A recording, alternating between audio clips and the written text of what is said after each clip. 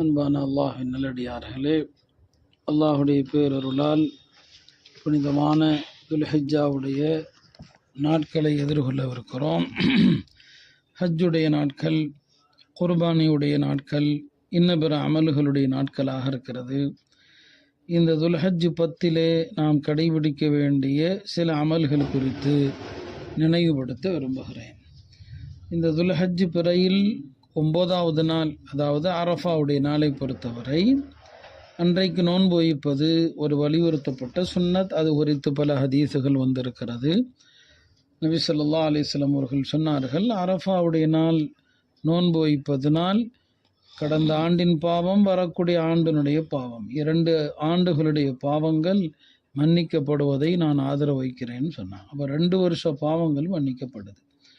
மற்றொரு ஹதீஸிலே அரஃபாவுடைய நாளில் நோன்பு வைப்பது 1000 நாட்கள் நோன்பு வைப்பதற்கு நிகரானது என்று ஒரு ஹதீஸிலே பைஹகியிலே வருகிறது. அரஃபாவுடைய நாள் நோன்பு வைப்பது 1000 நாட்களுடைய நோன்புக்கு நிகரானது என்று வருகிறது. எனவே எல்லோருமே துல்ஹஜ் 9 அரஃபாவுடைய நாள் நோன்பு நோக்க வேண்டும். நமக்கு அரஃபா என்பது நம்முடைய பகுதியிலே பிறை தெரிந்து பிறை 9 என்றைக்கோ அன்றைக்குத்தான் அரஃபா. மக்காவிலே ஹாஜிகள் ஒரு நாளைக்கு முன்னால் அரஃபாவில் தங்கி முடிப்பாங்க. அந்த கணக்கு நமக்கு வராது. ஹஜ்ரத் மஸ்ரூக் என்ற பெரிய தாபிஐ அவர்கள் அன்னை ஆயிஷா ரலியல்லாஹு அன்ஹாவிடத்தில் போனாங்க. அன்னைக்கு மதீனாவுடைய பிறை கணக்குப்படி அரஃபாவுடைய நாள்.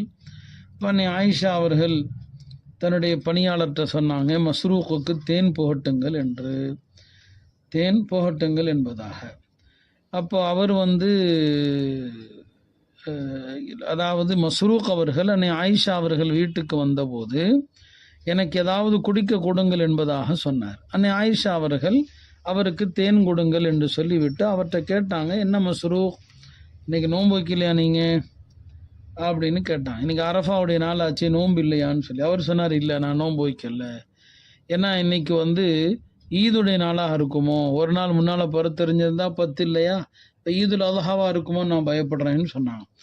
அப்போ ஹஜ்ரத் ஆயிஷா சொன்னாங்க, உம்முடைய இந்த கருத்து தவறானது. அரஃபா என்பது என்றைக்கு நமது பகுதியினுடைய இமாம் அரஃபாவாக கணிக்கிறாரோ அன்றைக்கு அரஃபா. நமது பகுதியினுடைய இமாம் என்றைக்கு ஈதுடைய நாளாக சொல்கிறாரோ அன்றைக்கு ஈதுடைய நாள். அந்த வகையில் இந்த விஷயத்தில் நாம் குழம்பக்கூடாது. நம் பகுதியில் பிறை தென்பட்டதிலிருந்து 9ஆம் நாள் நமக்கு அரஃபா. அந்த அன்னைக்கு நோன்பு வைக்கணும். எனவே குழப்பங்களை தவிர்த்து விட்டு அந்த நாளுடைய நோன்பை கடைபிடிக்கவும். மேலும் அரஃபாவுடைய அந்த நாளில் தன்னுடைய செவிகளையும் தன்னுடைய நாவையும் மற்ற எல்லா உறுப்புகளையும் பேணினால் அவருடைய பாவங்கள் மன்னிக்கப்படுவதாக வருது. இது அரஃபாவுடைய நாள் பற்றியது. இது அல்லாமல் பிறை 1லிருந்தே அமல்கள் செய்ய நாம் முயற்சி செய்யணும். ஏன்னா துல்ஹஜ்ஜினுடைய அந்த ஆரம்ப நாட்கள் ஹதீஸில் ரொம்ப சிறப்பித்து கூறப்பட்டிருக்குது.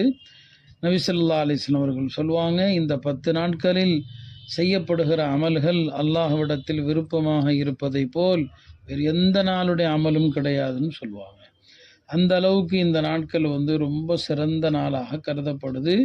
இது அஃதலு ஐயாமி துன்யா, உலகத்தின் நாட்களிலெல்லாம் சிறந்த நாட்கள் என்று பெருமானார் ஸல்லல்லாஹு அலைஹி வஸல்லம் அவர்கள் சொல்லுவாங்க.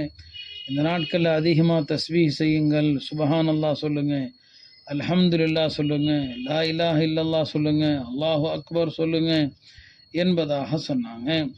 மேலும் இந்த துல்ஹஜ் 10 நாட்களில் ஒரு நாள் நோன்பு வைப்பது ஒரு வருட நோன்புக்கு நிகரானது.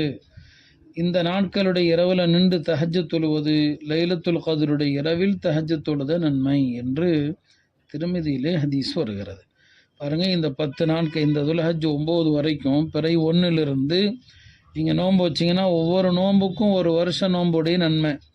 இரவில் தஹஜ்ஜத் தொழுதா லைலத்துல் கத்ரில் நின்று வணங்கிய நன்மை, இப்படி ஹதீஸிலே வருகிறது.